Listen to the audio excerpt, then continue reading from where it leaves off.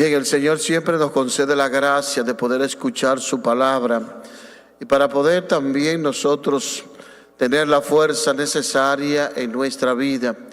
Por eso nos concede palabra tras palabra. Aliméntate, nútrete bien porque el camino es largo. El camino de la vida, el camino de la existencia, el camino del servicio también, de la entrega, del amor. Y es importante que nosotros vayamos escuchando la palabra, el mensaje de salvación, alimentándonos cada día de la Santa Eucaristía. Imagínate tú que uno que participa con frecuencia de la Sagrada Eucaristía, de que escucha la palabra de Dios, a veces tiene situaciones, dificultades, debilidades. Imagínate tú si no le escuchásemos, si no participásemos, todavía mucho más. Por eso sería muy difícil, mejor dicho, sería muy difícil vivir sin la celebración, sin la palabra de Dios, sin el alimento espiritual en nuestra vida. Siempre hay que reconocer que cada celebración, que cada Eucaristía es una bendición. Somos bienaventurados, somos dichosos, somos incluso felices de poder participar con frecuencia de ella. Y eso es lo que pide el Señor, sobre todo confianza en Dios. Confianza en saber que Dios es providente, que Dios es misericordioso, que Dios es un Padre cercano, amoroso y también que no nos trata como merecen nuestras culpas, sino que tiene compasión de nosotros. Digo todo esto porque hemos escuchado la primera lectura, donde el rey David comienza a hacer un censo para poder combatir contra sus adversarios. Y en ese censo le van a decir, mira, tienen en este grupo 800,000 soldados, y en este 500,000, y este tanto. Entonces realmente el Señor se incomoda porque no tiene la confianza puesta en Dios, sino en su ejército, en su artillería. Y David tiene suficiente experiencia ya, ha visto los milagros, los prodigios de Dios, para ya haber tenido la confianza necesaria. Fue ese mismo David donde se enfrentó con Goliat y donde el Señor le concedió la fuerza, y siendo todavía Goliat y todo un ejército más numeroso, y el mismo Goliat se burlaba de él, y fue el mismo David que venció en la lucha a Goliat. Y lo venció con la gracia de Dios y con la sabiduría divina. Pero todavía no ha aprendido, no ha comprendido. Y así muchos de nosotros en la vida también. Dios ha sido tan providente, tan amoroso, tan misericordioso. Y a veces está la duda. Y a veces está, no sé, a veces todavía no tenemos la confianza plena en el Señor, vamos a decir así. A pesar de tantos milagros que Dios ha hecho en nuestras vidas, de que Dios en los momentos ha provisto, nos ha ayudado, nos ha librado de la trampa del cazador, como dice el Salmo.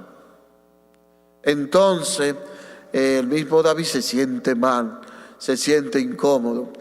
Y el mismo Señor le presenta, por haber dudado, por no haber tenido la confianza puesta en Dios. Mira, dice que va a tener varios castigos. ¿Y cuáles son esos castigos? Mira, una peste, va a tener también dificultades, va a tener otro castigo también de ruina, y va a tener esos castigos. Entonces el mismo David dice, yo soy el que he pecado y el que he obrado mal, pero ellos, el pueblo, las ovejas, ¿qué han hecho, Señor? Por favor, carga tu mano contra mí y contra la casa de mi padre, pero ten misericordia de ellos. He sido yo el que he faltado, he sido yo realmente el que no he hecho lo que tenía que hacer. Y asume David entonces la culpa, dice. Por eso el Salmo va en esa misma línea. Perdona, Señor, mi culpa y mi pecado. Dichoso el que está suelto de su culpa, a quien le han sepultado su pecado. Dichoso el hombre a quien el Señor no le apunta su delito y en cuyo espíritu no hay engaño.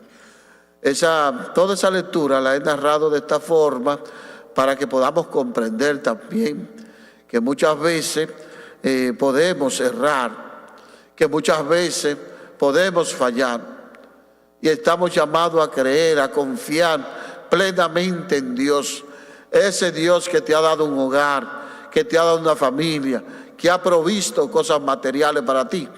Es importante mantener esa confianza firme en Él. Y hemos escuchado también este Santo Evangelio de San Marcos.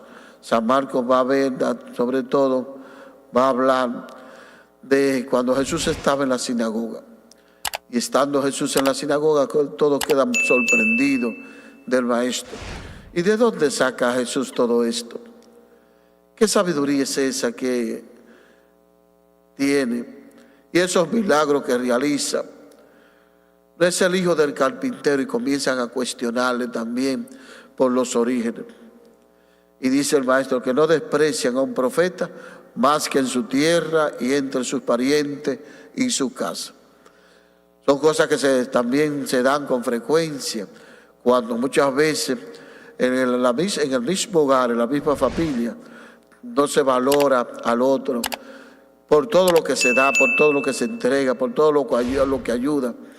Y es importante valorar al otro, a quien Dios pone a tu lado para ayudarte, para cuidarte.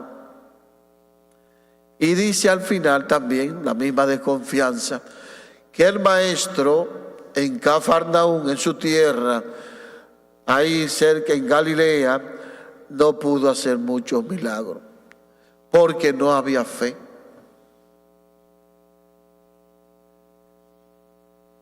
Y se admiraban de su falta de fe, dicen, y recorría el pueblo enseñando.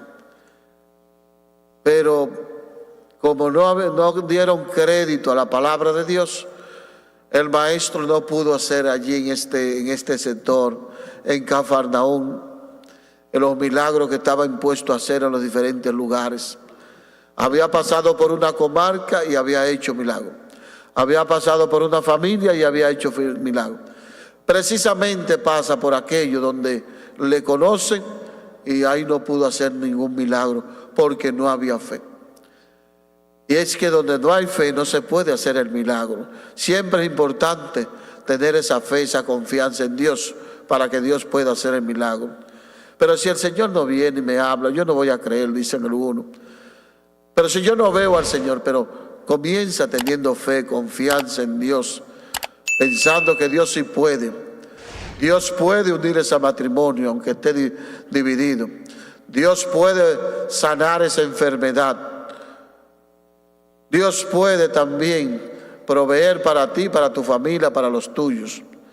Dios puede sacarte de esa depresión, de esa situación de tristeza, de angustia, de luto, de llanto en que está. Ese es el poder de Dios y Dios tiene la fuerza para hacer eso y mucho más. Es por eso que hay que confiar y creer en el Padre eterno. Que Dios te bendiga hoy, mañana y siempre. Amén. Vamos a ponernos de pie, vamos a seguir orando por todos nosotros y poner nuestra confianza en Dios. Presentemos nuestras oraciones e intenciones. Digamos, Padre, óyenos. Padre, óyenos.